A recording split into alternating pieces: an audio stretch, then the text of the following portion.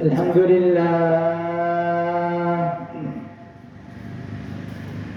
لله فاطر السماوات والأرض جاعل الملائكة رسلا فتبارك الذي نزل الفرقان على عبده ليكون للعالمين نذيرا فسبحان من فضله عميم وجوده قديم ولطفه عظيم وهو الباقي وكل عليها فان أحمده على طول الأزمان وأشكره على نعمه مدى الزمان وأتوب إليه توبة ندمان وأستغفره استغفارا يوجب الغفران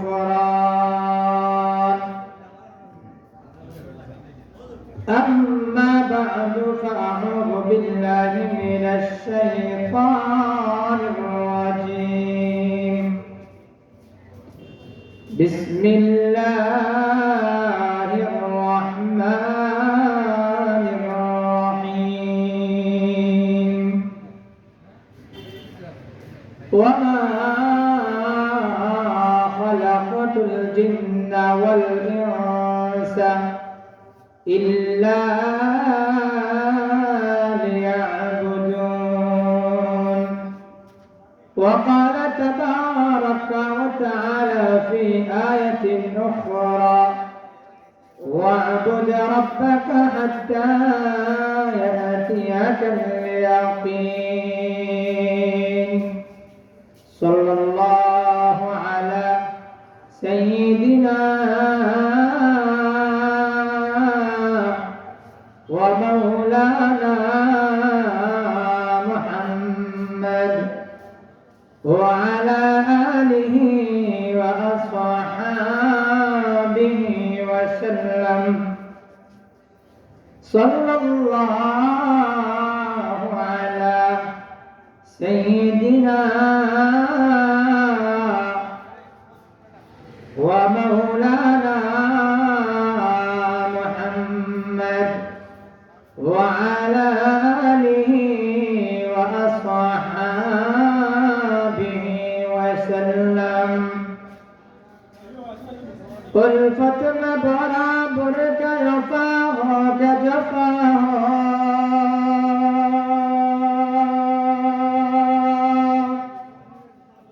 قل فتم برابرك يفاه كجفاه हर चीज में लज्जत है अगर दिल में मजा हो हर चीज में लज्जत है अगर दिल में मजा हो दुनिया में वो दुनिया का तलबगार नहीं हो दुनिया में वो दुनिया का तलबगार नहीं हो बाजार से गुजर खरीदार नहीं हो बाजार से गुजर खरीदार नहीं हो मैं दूर मजबूर ऐसे आलम मैं दूर मजबूर दीदार दटा दे नहीं आवाज सुना तो दीदार दटा दे नहीं आवाज सुना दो अल्लाह अल्लाह अल्लाह अल्लाह अल्लाह আল্লাহ আল্লাহু আল্লাহ আল্লাহু আল্লাহ আল্লাহু আল্লাহ আল্লাহু আল্লাহ আল্লাহু আল্লাহ আল্লাহু আল্লাহ আল্লাহু আল্লাহ লা ইলাহা ইল্লাল্লাহু মুহাম্মাদুর রাসূলুল্লাহ সাল্লাল্লাহু আলাইহি ওয়াসাল্লাম।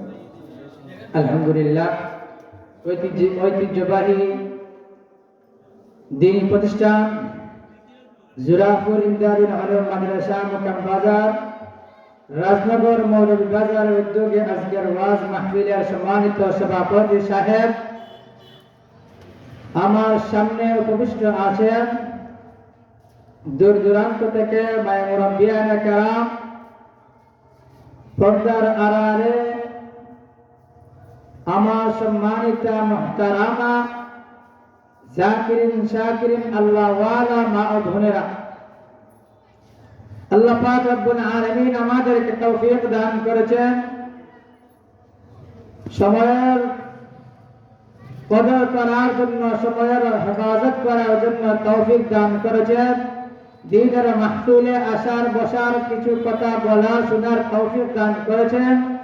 এই জন্য সকল কালিমাতু শুকর আদায় করি, বলি আলহামদুলিল্লাহ। আল্লাহ পাক রব্বুল আলামিন আমাদেরকে এই দুনিয়ায় প্রেরণ করেছেন।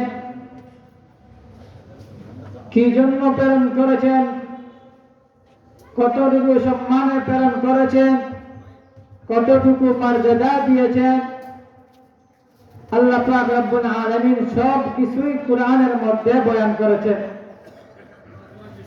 আল্লাহ পাক রব্বুল আলামিন এই দুনিয়া, বিশাল দুনিয়াকে সৃষ্টি করার আগেই উম্মতে মুহাম্মাদীর জন্য রিজিকের ফয়সালা করে রেখেছেন, যাতে উম্মতরা দুনিয়ার মধ্যে এসে ওই রিজিকের পেরেশানি, রিজিকের চিন্তা করতে না হয়। আল্লাহ পাক রব্বুল আলামিন কি জন্য আমাদেরকে দুনিয়ায় প্রেরণ করেছেন সেটাও আল্লাহ রব্বুল আলামিন তাবারাকা ওয়া তাআলা কোরআনে ফরমাইয়েছেন, কোরআনের কারীমের মধ্যে বর্ণনা করেছেন। আল্লাহ পাক রব্বুল আলামিন আমাদেরকে কি করতে বলেছেন, ওই কথাটুকু আল্লাহ রব্বুল আলামিন কোরআনের মধ্যে বর্ণনা করেছেন। আল্লাহ রব্বুল আলামিন নবীর মাধ্যমে বর্ণনা দিয়েছেন। নবীকে বলেছেন, ও নবী, উম্মতদেরকে জানাইয়া দিন। কি জানাইয়া দিব? উম্মতের বয়স বেশি হলে 60 থেকে 70 বছর হবে। কেন উম্মতের বয়স 60 থেকে 70 বছর হবে? কারণ হলো, আগের জামানায় আল্লাহ রাব্বুল আলামিন আকায়ে নামদার তাজদারে মদিনা রবিয়া আরবির আগে যত নবী আল্লাহ পাক রব্বুল আলামিন দুনিয়ায় প্রেরণ করেছিলেন, ওই সমস্ত নবীদের বয়স 60-70 ছিল না। ওই সমস্ত নবীদের বয়স ছিল 700, 800, 900 বছর বয়স ছিল। কিন্তু এই উম্মতের নবীদের বয়সও, নবীর বয়সও 100 হয় নাই। এই উম্মতের বয়স কিভাবে আবার 100 পের হয়ে যাবে? এই উম্মতের বয়স আল্লাহ পাক রব্বুল আলামিন কম দিয়েছেন। আমার উম্মতি বাইনা 60 ইলা 70। এই উম্মতের বয়স বেশি গেলে 60 থেকে 70, 70-এর উপরে আর যায় না। 70-এর উপরে আমাদের আর উঠে না। 70 থেকে বেশি গেলে 80 যায়। এই উম্মতের বয়স কম, কিন্তু আমলের ফজিলত, আমলের দাম আল্লাহ রাব্বুল আলামিন বাড়াইয়া দিয়েছেন। এই উম্মত যদি শবে বরাত, সামনে শবে বরাত আসছে, এরপরে লাইলাতুল কদর যদি আমল করে, একটি রাত অতিবাহিত করে, 1 টাকা সদকা করে, আল্লাহর নবী বলেন, আকায়ে নামদার তাজদারে মদিনা নবী আরবি বলেন, এই উম্মত যদি ওই রাতের মধ্যে 1 টাকা খরচ করে, আল্লাহ রাব্বুল আলামিন তার জিন্দেগির মধ্যে, তার জীবনের মধ্যে 84 বছর যদি আপনি সদকা করেন, খয়রাত করেন, ও 84 বছর সদকা করলে, খয়রাত করলে, দান করলে যেই পরিমাণ সওয়াব হয়, আকায়ে আকায়ে নামদার তাজদারে মদিনা বলেন, ও নবী উম্মতদেরকে জানাইয়ে দেন, যদি ওই রাত্রে ওই পরিমাণ খরচ করে 1 টাকা খরচ করে 70 বছর 80 বছর লাগবে না, আমি আল্লাহ রাব্বুল আলামিন 84 বছরের সওয়াব দিয়ে দিব। 84 বছর যদি আপনি 1 টাকা দিন 1 টাকা করে খরচ করেন, 84 বছর যদি 1 টাকা করে খরচ করেন, 84 বছরের সওয়াব আল্লাহ রাব্বুল আলামিন এক রাতেই দিয়ে দিতেছেন। সুবহানাল্লাহ। কারণটা কি? কারণ হলো এই উম্মত থেকে জাহান্নামের দাউ দাউ আগুন থেকে মুক্তি দেওয়ার জন্য। জাহান্নামের দাউ দাউ আগুন হুজুররা মাহফিলের মধ্যে দাউ দাউ আগুন বলেন, কিন্তু আমরা কতটুকু বাস্তবায়নে নেই, দিলের মধ্যে লাগাই, অন্তরের মধ্যে লাগাই। কারণ কি? আমরা তো দেখে বিশ্বাসী, আমরা তো অন্ধবিশ্বাসী না। আমার সামনে যদি আগুন লাগে তাহলে আমি আগুন বুঝি, যদি আমি অন্ধকার দেখি না তাহলে আমি বুঝবো না। আমি আগুন দেখি না, ওই জায়গার মধ্যে আগুন লাগছে, সচিবালয়ে আগুন লাগছে, বাজারের মধ্যে আগুন লাগছে, ওই আগুনগুলো আমি দেখি না, যার কারণে আমার ভিতরে ভয় লাগে না। এই উম্মতকে আল্লাহ রাব্বুল আলামিন সতর্ক করার জন্য নবীকে বয়ান করেছেন, ও নবী উম্মতদেরকে বলেন এই আগুন হলো 3000 বছর জ্বালানো হবে। কয় হাজার বছর? 3000 বছর। 3000 বছর জ্বালানোর পর ওই আগুনের কি অবস্থা হয়? স্বাভাবিক তো আমরা 2 থেকে 3 ঘন্টা ঘরের মধ্যে রান্না করি, তারপরে দেখবেন কয়লার মধ্যে কি পরিমাণ খাবো। রান্নার পরে আপনি ওই আপনার হাতটা নিচের দিকে দিতে পারবেন না, কি পরিমাণ তাপ হয়। এবার আপনি চিন্তা করেন কিভাবে আপনি জাহান্নামে যদি আপনাকে আল্লাহ রাব্বুল আলামিন দিয়ে দেন। কোন উম্মতকে আল্লাহ রাব্বুল আলামিন প্রেরণ করেন নাই। আর কিয়ামতের ময়দানে নবীও বলবেন, যেই নবীরা আকায়ে নামদার তাজদারে মদিনা ব্যতীত বাকি সব আম্বিয়া কেরাম আলাইহিস সালাতু ওয়াস সালাম বলবেন ইয়া নাফসি ইয়া নাফসি ইয়া নাফসি, কিন্তু আমার আপনার নবী আকায়ে নামদার তাজদারে মদিনা ইয়া রাব্বি উম্মতি উম্মতি উম্মতি বলে কান্না করবেন। আল্লাহ রাব্বুল আলামিন বলবেন, ফেরেশতারা কি হয়েছে আমার নবী? বলবেন আপনার নবী তো ইয়া নাফসি বলে না, সকল উম্মত ইয়া নাফসি বলে, সকল নবী ইয়া নাফসি বলে, কিন্তু আপনার নবী ইয়া রাব্বি উম্মতি বলে। নবী উম্মতের জন্য কতটুকু দয়া আর মায়া চিন্তা করে দেখেন। এবার নবীর উম্মতের জন্য কি পরিমাণ বেদনা। আল্লাহর নবী সাহাবী হাদিস বর্ণনা করেন, নবী বলেন আমি দেখি আমার সামনে আগুন জ্বালানো হয়েছে, আগুন, আর ওই আগুনের মধ্যে কীট পতঙ্গ পড়ে জলে উড়ে আসে, পড়তে চায়। সাহাবায়ে কেরাম বলেন নবী ওই আগুনের মধ্যে যেই কীট পতঙ্গগুলো পড়ছে উনি দেখছেন, উনি সরিয়ে দিচ্ছেন। নবী বলেন আমি আমার চোখের সামনে দেখি আমার উম্মতগুলা জাহান্নামের আগুনের মধ্যে পড়ে, আমি নবী তাদের হাতে ধরি, পায়ে ধরি, কবরের মধ্যে ধরে টান দিয়ে আমি ধরে রাখি, কেন আমার উম্মত জাহান্নামের মধ্যে পড়ে যাচ্ছে। এবার আপনি চিন্তা করে দেখেন আমার আপনার নবীর কি পরিমাণ দয়া ছিল। দুনিয়ার মধ্যে আল্লাহ পাক রব্বুল আলামিন আমাকেও প্রেরণ করেছেন, আপনাকেও প্রেরণ করেছেন। এবার আপনি চিন্তা করে দেখেন ওই দুনিয়ার মধ্যে আপনাকে আমাকে আল্লাহ তামাম কুল কায়নাত সৃষ্টি করেছেন, কি জন্য সৃষ্টি করেছেন? ওয়া মা খালাকাতুল জিন্না ওয়াল ইনসা ইল্লা লিয়াবুদুন। আল্লাহ বলেন মানুষকে সৃষ্টি করলাম, দানবকে সৃষ্টি করলাম, জিন সৃষ্টি করলাম, ইনসান সৃষ্টি করলাম, সবগুলোকে কি জন্য সৃষ্টি করলাম? লিয়াবুদুনি, আমার ইবাদতের জন্য সৃষ্টি করেছি। কার ইবাদত? জুড়ে আল্লাহর ইবাদত করতে হবে। কার? এবার আসে ইবাদত কতকাল পর্যন্ত করব, ইবাদত কতকাল, কতদিন, কত বছর পর্যন্ত করব, সেটা আল্লাহ রাব্বুল আলামিন বলে দিয়েছেন। কিভাবে? ওয়াবুদ রাব্বাকা হাত্তা ইয়াতিয়াকাল ইয়াকিন। ও আল্লাহ পয়গম্বর নবীর উম্মতদেরকে জানিয়ে দেন, ও নবী আপনার উম্মতদেরকে জানিয়ে দিন আমার আপনার জন্য কিয়ামত নয়, মওতের আগ পর্যন্ত ইবাদত করে। আপনার মওতের পর্যন্ত, মওত পর্যন্ত আপনি ইবাদত করুন, ইবাদত করুন। কি ইবাদত করবেন? ইবাদত আবার কিসের ইবাদত? ইবাদত কিসের ইবাদত করবেন? ইবাদত নামাজ পড়ার নাম শুধু ইবাদত না, সব কিছু মিলে, সব কিছু নবীর সব কিছু সুন্নত তরিকায় মানা, সুন্নত তরিকায় চলা, এটা নাম ইবাদত। আপনি ঘুমান, নবীর সুন্নত তরিকায় ঘুমান। আপনি রাত উঠেন, নবীর সুন্নত তরিকায় উঠেন। আপনি খান, নবীর সুন্নত তরিকায় খান। আপনি বিবাহ করেন, নবীর সুন্নত তরিকায় বিবাহ করেন। আপনি ওয়ালিমা করেন, নবীর সুন্নত তরিকায় ওয়ালিমা করেন। না, আমার মন গড়া চায় আমি সুন্নত আদায় করি, মন গড়া চায় না সুন্নত আমি আদায় করি না। না, এগুলো করা যাবে না। আপনার জীবনের প্রত্যেকটা সময় যেন নবীর সুন্নত হয়। নবীর সুন্নত যখন হবে আপনার ইবাদত হবে। সুবহানাল্লাহ। আপনি যখন ঘুমাবেন সুন্নত তরিকায়, ঘুমের মধ্যে সওয়াব পাবেন। আপনি যখন কাজ করবেন সুন্নত তরিকায়, ওই কাজের মধ্যে সওয়াব পাবেন। আপনি যখন প্রস্রাবে যাবেন, প্রস্রাব করবেন সুন্নত তরিকায়, ওই প্রস্রাবের সুন্নত আদায় করার কারণে এটা ইবাদত হবে। রাত্রিবেলা ঘুমাইবেন সুন্নত তরিকাও, এটা ইবাদত হবে। তাহাজ্জুদের নামাজ পড়বেন সুন্নত তরিকায়, এটা ইবাদত হবে। সদকা দিবেন সুন্নত তরিকায়, এটা ইবাদত হবে। বিবাহ করবেন, শাদী করবেন সুন্নত তরিকায়, এটা ইবাদত হবে। সুবহানাল্লাহ। সব কিছু সুন্নত তরিকা, সুন্নত হলে ইবাদত।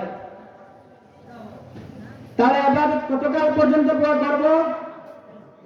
হাত্তা ইয়াতিয়াকাল ইয়াকিন, মৃত্যুর আগ পর্যন্ত, মরার আগ পর্যন্ত। মরার পর তো আর শেষ। কবর জগৎ, কবর জগৎ কি হবে? কবরের মধ্যে কি আছে? কবর কেমন হবে? নবী বলেন, আনা বাইতুল ওয়াহদা, আনা বাইতুত তুরাব, আনা বাইতুদ দুর, আনা বাইতুল ওয়াহদা। আমি একাকিত্বের ঘর, আমি অন্ধকারের ঘর, আমি বিচ্ছুর ঘর, আমি অনাম কীট পতঙ্গের ঘর। আমার কাছে আসতে হলে দুনিয়ার মধ্যে তোমাকে ইবাদত করতে হবে। আমার যদি না নিয়ে আসো, ওই কবরের মধ্যে তোমার জায়গা হবে না। তাহলে ইবাদত ছাড়া যদি আপনি কবরের মধ্যে যান, কোনো লাভ নাই। আপনি দেখেন চিন্তা বিবির করে, আপনিও আসলেন দুনিয়ার, আমিও আসলাম দুনিয়ার, কিন্তু সব সময় একই স্তরে থাকবে, একই সময় থাকবে, সেটা কোনো কথা নয়। কিভাবে? আপনি ছোট ছিলেন, এখন হয়ে গেছেন বৃদ্ধ, এখন হয়ে গেছেন যুবক, এখন আপনি ছোট আছেন, এক সময় হবেন বড় হবেন। কিন্তু সব মানুষের একটা জিনিসের প্রতি লোভ থাকে, সেটা হলো যৌবন। ঠিক কিনা? চাচা বললে মানুষ গায়ের মধ্যে নেই। আমারও চাচা বললো, আমি তো চাচা না, আমি এখনো যুবক, আমি এখনো যুবক, আমি এখনো যুবক, আমার যৌবন আছে। কিন্তু না, আল্লাহর বান্দা বলেন, বাকাইতু আলা শাবাবিন কাদ তাওয়াল্লা, বাকাইতু আলা শাবাবিন কাদ তাওয়াল্লা, ফায়া লাইতা শাবাবা লানা ইয়াউদু, ফালাউ কানা শাবাবু ইউবাউ বাইআ লাআতাইতুল মুবাইআ মা ইউরিদু। আল্লাহ বান্দা বলেন, বাকাইতু আলা শাবাবিন কাদ তাওয়াল্লা, আমি আমার যৌবনের জন্য কান্না করি, যে যৌবন আমার জীবনে এসেছে। আমি একসময় যুবক ছিলাম, আমার যৌবন ছিল, আমি এখন বৃদ্ধ হয়ে গেছি। আমার মনের বাসনা, আমার মনের বেদনা, ওই যৌবনের মধ্যে যদি আমি ফিরে যাই, তাহলে আমি টাটকা যুবক আবার হয়ে যাব। আল্লাহ বান্দা বলেন, বাকাইতু আলা শাবাবিন কাদ তাওয়াল্লা, ফায়া লাইতা শাবাবা লানা ইয়াউদু, ফালাউ কানা শাবাবু ইউবাউ বাইআ লাআতাইতুল মুবাইআ মা ইউরিদু। আল্লাহর বান্দা বলেন, ও যুবক, কোন জায়গার মধ্যে যুবক, কোন জায়গার মধ্যে যৌবন বিক্রি করা হয়, কোন জায়গার মধ্যে যৌবন ক্রয় করা হয়, আমাকে বলেন। আমার যদি টাকা পয়সাও না থাকে, ঋণ করবো, দরকার হয় আমি ঋণ করবো, খরচ দিব, তারপরেও আমি ওই জায়গা থেকে আমার যৌবন ক্রয় করবো। যৌবন, আমার যৌবন আমি ক্রয় করবো। কেন? কাল কিয়ামতের ময়দানে একদল মানুষকে আল্লাহ রাব্বুল আলামিন দাঁড় করায় রাখবেন। তোমাদেরকে আমি দুনিয়ার মধ্যে প্রেরণ করেছিলাম, কিন্তু কি আমল করছো, কি আমল করছো? তোমরা আমল করো নাই, আমি আল্লাহর আহকাম বিধিবিধান মানো নাই, সোজা সোজা জাহান্নাম। কিন্তু না, সোজা জাহান্নামে যেতে তারা চাইবে, চাইবে না।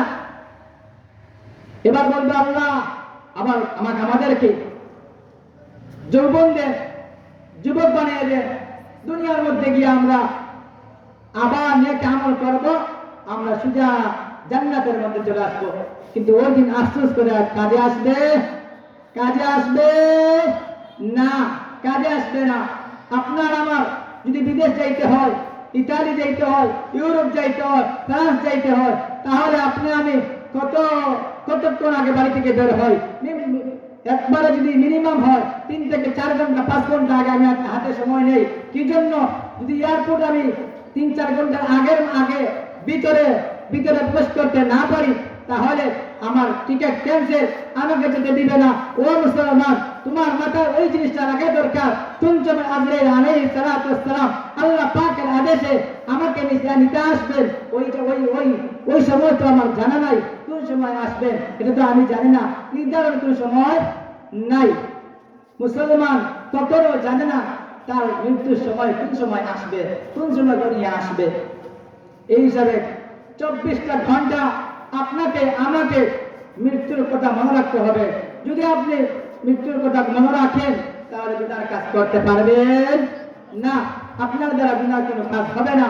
আল্লাহ পাক রব্বুল আলামিন এই উম্মতকে সতর্ক করার জন্য আল্লাহ পাক রব্বুল আলামিন এই উম্মতকে জাহান্নাম থেকে জান্নাতে কিভাবে বানানো যায়, আল্লাহ পাক রব্বুল আলামিন যুগে যুগে যুগে যুগে নবী রাসূলগণ প্রেরণ করেছেন। কারণ কি? ইন্না আরসালনাকা বিল হাক্কি বাশীরান ওয়া নাযীরা। তাদেরকে জাহান্নাম থেকে জান্নাতে নেওয়া যায় কিভাবে? এই হিসাবে প্রত্যেকটা মানুষ তার কর্মের জন্য দৌড়ায়, কিন্তু তার আসল ঠিকানা হলো জান্নাত, সেটা তার মাথায় রাখে না। কিয়ামতের ময়দান কেমন হবে? ইয়াউমা ইখরাজুনা মিনাল আজদার কাআন্নাহুম ইলা নুসবিন ইউফিদুন। আল্লাহ রাব্বুল আলামিন হযরত ইসরাফিল আলাইহিস সালাতু ওয়াস সালাম যখন আল্লাহ তাআলা মাধ্যমে প্রথম সিংহায় ফুৎকার দিবেন, দুনিয়ার সব কিছু ধ্বংস হয়ে যাবে। আল্লাহ বলেন ইল্লা মাশা আল্লাহ, আল্লাহ বাকি থাকবেন। মুফাসসিরিনে কেরাম লেখেন, বড় বড় মুফাসসিরিনে কেরাম লেখেন, বড় বড় ওলি আছেন, বুজুর্গ আছেন, নবীগণ আছেন, আম্বিয়া কেরামগণ আছেন, তারা সবাই আবার বাকি থাকবেন।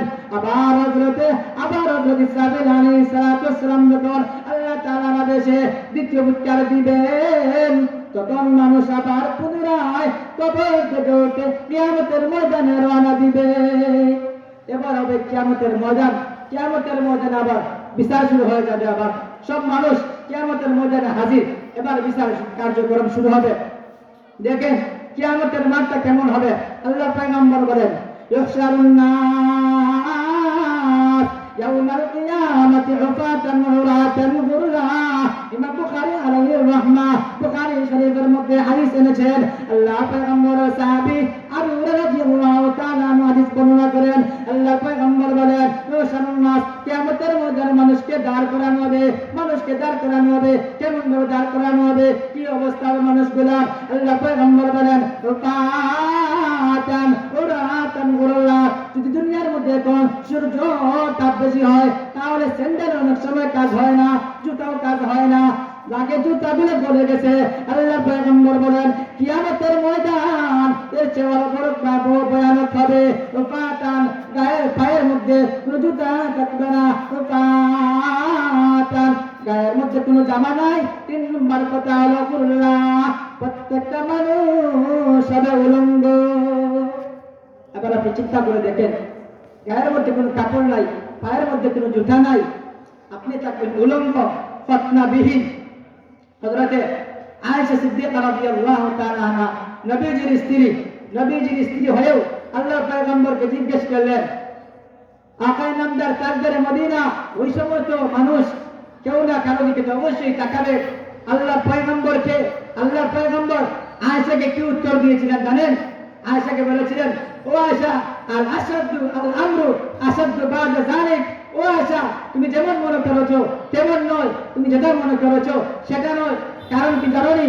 এর চেয়ে আরো ভয়ানক হবে, এর চেয়ে আরো ভয়ানক হবে। কেমন ভয়ানক হবে? আল্লাহ বলেন, ইয়া আইয়ুহান নাস ইত্তাকু রাব্বাকুম ইন্না জালজালাতাস সাআতি শাইউন আযীম يوم ترونها تذهل كل مرضعة عما أرضعت وتضع كل ذات حمل حملها وترى الناس سكارى وما هم بسكارى ولكن عذاب الله شديد। কিয়ামতের অবস্থাটা কেমন হবে? কারণ আপনি লক্ষ্য করে দেখবেন নবীজি, তাযহালু কুল্লু মুরদিআতিন আম্মা আরদাত, যেই মা একজন মা তার দুগ্ধ পুষ্ট শিশুকে দুগ্ধ পুষ্ট শিশুকে দুধ পান করাইতো, ওই মা কিয়ামতের কঠিন ভয়ঙ্করের কারণে, কঠিন আযাবের কারণে, ভয়াবহতার কারণে তার সন্তানকে দুধ পান করাতেও ভুলে যাবে। আমার নবীজি আপনি জানেননি, وترى الناس سكارى وما هم بسكارى ولكن عذاب الله شديد। আমার নবীজি কিয়ামতের ময়দান কেমন হবে? একজন গর্ভধারিণী, যে গর্ভধারিণী মা তার সন্তানকে প্রসব করে ফেলবে, কিন্তু কিয়ামতের কঠিন ভয়াবহতার কারণে টের পাবে না। আপনি দেখবেন তারা মনে হয়তো পাগল হয়ে গেছে। আল্লাহ জবাব দেন, ওমা হুম বিসুকারা ওয়ালাকিন্না আযাবাল্লাহি শাদীদ। আমার নবীজি তারা কোনো পাগল নয়, মাতাল নয়, তারা কোনো পেরেশানি, তাদের মধ্যে কোনো পেরেশানি নয়। কিন্তু জানেননি, কিয়ামতের ভয়াবহতার কারণে, কঠিন আযাবের কারণে তারা সব কিছু ভুলে যাবে। আল্লাহ পাক রব্বুল আলামিন আমাদেরকে ওই বিষয়গুলোর উপর আমল করার, ওই বিষয়গুলো মনে রাখার মতো তৌফিক দান করেন। ওয়া আখিরু দাওয়ানা আলহামদুলিল্লাহি রাব্বিল আলামিন।